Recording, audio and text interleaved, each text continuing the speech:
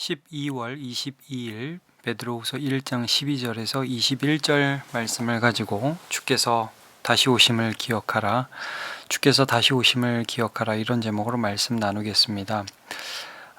베드로후서는 베드로 사도가 특별히 전서에서는 고난당하는 교회들을 향해서, 그리고 후서에서는 이제 거짓 가르침에 대해서 경계하면서 성도들에게 말씀을 전하고 있습니다. 그 거짓 가르침이 뭐냐 하면 3장에 보면 이런 말씀이 있거든요. 3장 3절에 먼저 이것을 알지니 말세에 조롱하는 자들이 와서 자기의 정욕을 따라 행하며 조롱하여 이르되 주께서 강림하신다는 약속이 어디 있느냐? 조상들이 잔 후로부터 만물이 처음 창조될 때와 같이 그냥 있다 하니, 이런 말씀이 있습니다. 그러니까 이제 사람들이 정욕을 따른다. 이유가 뭐냐? 주님이 다시 오시긴 뭘 다시 오셔, 그냥 이대로 쭉 가는 거야, 이런 가르침이 있었다는 거죠. 거짓 가르침이. 그래서 그런 가르침이 나오면 당연히 현실적으로 삶에서 내가 믿기 때문에 하나님 앞에 좀 다른 삶을 살아야 될 이유와 동기가 없는 거죠. 우리가 주님께 은혜를 받았지만 또 주님이 다시 오셔서 우리를 만나 주실 것을 기대하기 때문에 우리가 정결한 삶을 살아갈 수 있지 않습니까? 그래서 어제 본문에 어떤 내용이 나오냐 하면 믿는다고 해서 그게 거기서 끝나면 안 된다. 믿음의 덕에 지식의 절제를 절제, 인내를 인내, 경건을 경건에, 형제 우애를 형제 우애, 사랑을 더하라. 5, 6, 7절 말씀이 이런 말씀이 그래서 나오는 것입니다. 또 부르심과 택하심을 굳게 하라. 10절에 이런 말씀. 그냥 믿었으니까 끝 아니다는 거죠. 오늘 본문이 그러므로 이제 우리가 기억해야 할 하나의 교리, 말씀, 뭐냐면 주님이 다시 오신다는 것인데, 베드로 사도는 이 말씀을 하면서 먼저 성도들에게 내가 늘 너네 잘 잊어버리니까 좀 생각나게 하려고 이 글을 쓴다라는 부분을 먼저 씁니다. 자, 12절부터 15절까지 생각나게 하려 한다라는 부분을 이렇게 강조하죠. 12절, 그러므로 너희가 이것을 알고 이미 있는 진리에 서 있으나 내가 항상 너희에게 생각나게 하려 하노라. 생각나게 한다. 15절에도 내가 힘써 너희로 하여금 내가 떠난 후에라도 어느 때나 이런 것을 생각나게 하려 하노라. 잘 잊어버린다 이거죠. 자기의 사명이 생각나게 하는 것이라고 말씀을 하고 있습니다. 이제 그 긴박성을 이렇게 13, 14절에 말씀하죠. 내가 이 장막에 있을 동안에 너희를 일깨워 생각나게 함이 옳은 줄로 여기노니, 생각나게 한다는 말 다시 나오면서 자기가 이제 장막 중에 있을 때 생각나게 한다. 우리 주 예수께서 내게 지시하신 것 같이 나도 나의 장막을 벗어날 것이 임박한 줄을 알미라. 이제 사도 바울도 이런 표현을 쓰지만 장막이라는 것은 텐트잖아요. 집이잖아요. 그러니까 우리 몸을 그런 텐트에 비유한 것입니다. 장막을 벗는다, 이런 걸 이제 죽는다는 것을 이런 식으로 이제 은유적으로 표현을 하고 있는 거죠. 그러니까 죽기 전에 내게 있는 사명, 곧 너희에게 예수님의 말씀 또 성경의 주제들을 다시 생각나게 하려 한다. 이건 너무너무 소중하다라고 지금 말씀하고 있습니다. 이 생각나게 한다라고 하는 것을 볼 때 우리가 좀 기억나게 되는 것이 요한복음 14장 26절에 보혜사, 곧 아버지께서 내 이름으로 보내실 성령, 그가 너희에게 모든 것을 가르치고 내가 너희에게 말한 모든 것을 생각나게 하리라 라는 말씀, 여러분 생각나십니까? 말하자면 지금 베드로는 성령을 의지하고 있는 거예요. 성령 사역을 하고 있는 것입니다. 여러분, 성령 사역이라는 게 무슨 막 손을 얹으니까 막 넘어지고 쓰러지고 그런 것은 일어날 수도 있겠죠. 그러나 그런 게 주가 아닙니다. 하나님이 하신 말씀을 생각나게 되는 게 성령께서 하시는 사역. 근데 그 생각나게 한다는 게 맞아 그랬지, 그냥 맞아 이런 정도가 아니라, 그냥 인식한다 정도가 아니라 마음 깊이 맞아, 주님이 그렇게 말씀하셨어, 내가 그걸 따라야지 하면서 내 의지와 정서, 모든 행동에까지 영향력을 미치는 그런 역사라는 거죠. 베드로는 그런 성령을 의지하면서 다시 한번 그들에게 하나님의 말씀이 생각나게 되기를 지금 애쓰고 있습니다. 자, 그럼 그 내용이 뭐냐? 16절, 우리 주 예수 그리스도의 능력과 강림하신다. 베드로와 제자들이 예수님이 승천하실 때 천사들이 그랬죠. 야, 너희가 본 그대로 다시 오실 것이다. 지금 떠나감을 본 그대로 다시 오실 것이다. 다시 재림하실 것을 말씀하고 있는 거예요. 너희에게 이미 이것을 알게 한 것인데 지금 다시 생각나게 한다. 근데 이거는 교묘한 이야기를 따른 것이 아니고 그냥 너네들 겁주려고 이렇게 하면 교인들이 말 잘 듣겠지 이런 생각에서 한 게 아니고 우리는 크신 위험을 친히 본 자라. 왜 갑자기 이런 얘기가 나오죠? 그러니까 우리는 단순히 예수님이 그런 말씀을 하셨기도 했지만 그러나 사실은 다시 오실 예수님의 영광을 미리 본 사람들이다 하면서 자기의 경험을 여기서 간증식으로 얘기합니다. 17절 18절 지극히 큰 영광 중에서 이러한 소리가 그에게 나기를 이는 내 사랑하는 아들이요 내 기뻐하는 자라 하실 때에 그가 하나님 아버지께 존귀와 영광을 받으셨느니라. 이게 뭐죠 여러분? 18절에 설명이 나오죠. 이 소리는 우리가 그와 함께 거룩한 산에 있을 때에 하늘로부터 난 것을 들은 것이라. 예수님과 함께 베드로와 요한과 야고보가 산에 올라가서 기도를 했단 말이에요. 근데 한밤중에 갑자기 그의 옷과 몸이 세상에서 말로 할 수 없는 색으로 희게 되고 영광 가운데 변화되죠. 그래서 모세와 엘리야와 함께 예수님이 별세하실 것에 대해서 의논을 하는 정말 희한한 경험을 베드로가 하게 됩니다. 정신이 없어서 이렇게 말하죠. 주여 여기 가졌사오니 초막셋을 짓되 하나는 주를 위해서 하나는 모세를 하나는 엘리야를 위하여 하사이다. 이렇게 정신없는 소리를 하기도 합니다. 근데 베드로가 그때를 기억하면서 이런 말을 하는 거예요. 우리는 주님께서 하늘에서 다시 한번 영광 가운데 이 세상의 심판자로 오실 그 모습을 보았다. 재림하실 때 그런 모습일 거라는 걸 우리는 보았다. 그래서 항상 두려움과 그 다음에 항상 그 소망이 우리 안에 있다.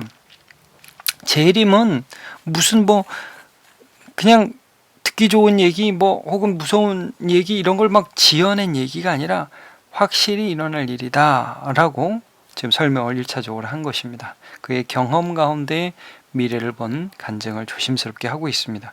그러면서 두 번째는 뭘 말씀하느냐 19절 또 우리에게는 더 확실한 예언이 있다. 확실한 예언. 근데 더 확실한 예언.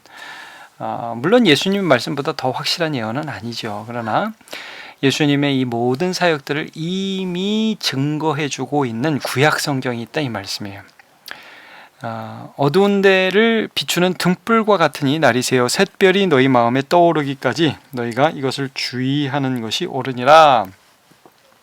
말씀을 보라 이거예요. 구약 성경을 보라 이거예요. 이제 여러분 성경을 쭉 보면 우리가 구약 성경을 보면 선지서 같은 데를 보면 좀 내용이 어렵기도 하고 힘들기도 하지만 공통적으로 종말을 말씀해요. 근데 이 종말이 주님의 구원과 이 땅에 오실 그 초림 있죠. 초림. 예수님이 처음 오신 사건, 2000년 전 오신 사건과 다시 오실 그 사건이 좀 중복되고 겹쳐서 보이기 때문에 우리가 가끔 좀 헷갈릴 때가 있습니다. 그러나 그 구약에도 분명히 보면 주님이 다시 오셔서 세상을 심판하실 것에 대한 말씀들이 분명히 나와 있어요. 예를 좀 들어보겠습니다. 이사야 13장 6절과 9절을 보면 이제 여호와의 날 이렇게 나와 있어요. 너희는 애곡할지어다 여호와의 날이 가까웠으니 전능자에게서 멸망이 임할 것이미로다.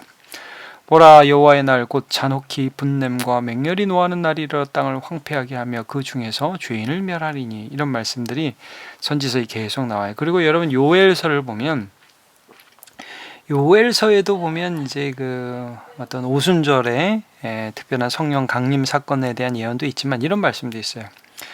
2장 31절 여호와의 크고 두려운 날이 이르기 전에 해가 어두워지고 달이 핏빛같이 변하려니와 누구든지 여호와의 이름을 부르는 자는 구원을 얻으리니 이는 나 여호와의 말대로 시온산과 예루살렘에서 피할 자가 있을 것이며 남은 자 중에 여호와의 부름을 받을 자가 있을 것임이니라.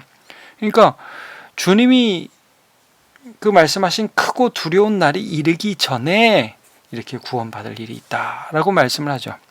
그런 날이 올 거라는 말씀이에요.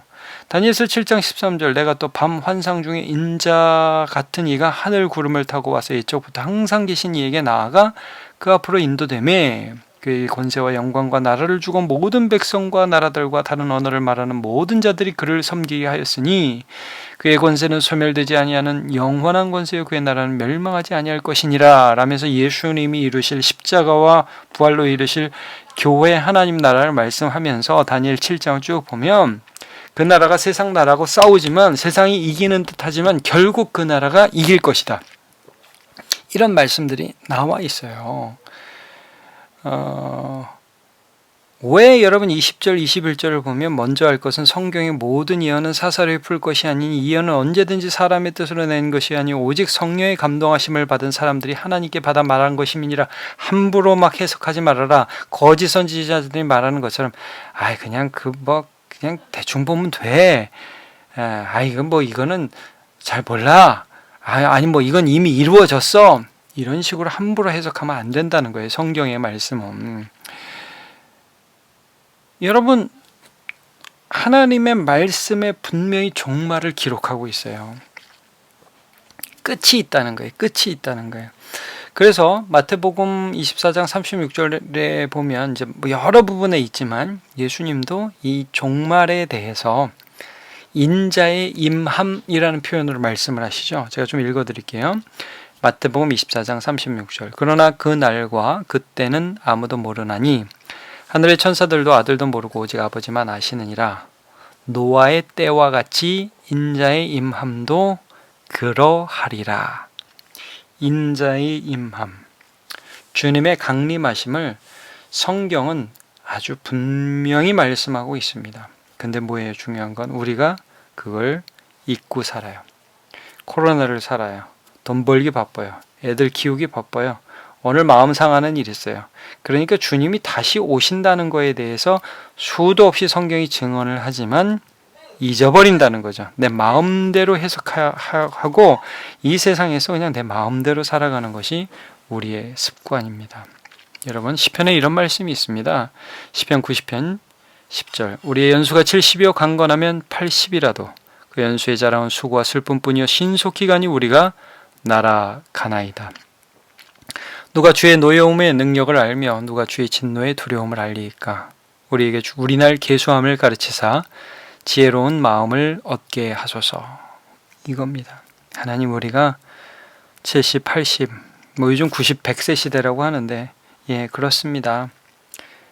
우리가 이렇게 짧은 인생을 살다가 주님이 오라 하시면 갈 수밖에 없는 인생임을 알고 또 죽으면 끝이 아니라 주님이 다시 오실 때가 있는데 그때에 우리의 모든 행한 것에 대하여 하나님 앞에 정말 상도 받고 심판도 받을 것이라는 것을 알고 경외함으로 이 세상에서 믿음을 가진 사람답게 살게 해 주옵소서. 이게 지혜라는 거죠.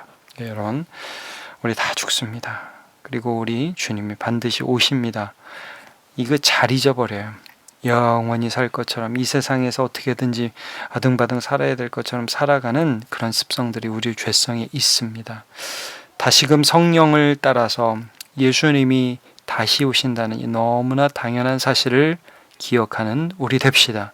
그래서 주님 다시 오실 때 기쁨으로 주님 얼굴 볼 수 있도록 오늘 한순간 한순간 살아가는 저와 여러분 되시기를 축복합니다. 기도하겠습니다. 하나님, 오늘 베드로 사도가 주의 강림하심과 그의 능력에 대해서 다시 한번 성도들의 생각 속에 성령의 능력을 힘입어 일깨워주고 있는 이 사역을 함께 보았습니다. 바쁘고 힘든 삶, 또 내가 감당하기 어려운 일들이 일어나는 이 삶 속에서 이 세상만 생각하지 않게 해주시고 반드시 우리 사랑하는 주님이 다시 오실 것을 기억하기에 감사함으로 또 충성되이 살아가는 주의 백성 다 되게 인도해 주옵소서. 예수님의 이름으로 기도합니다. 아멘.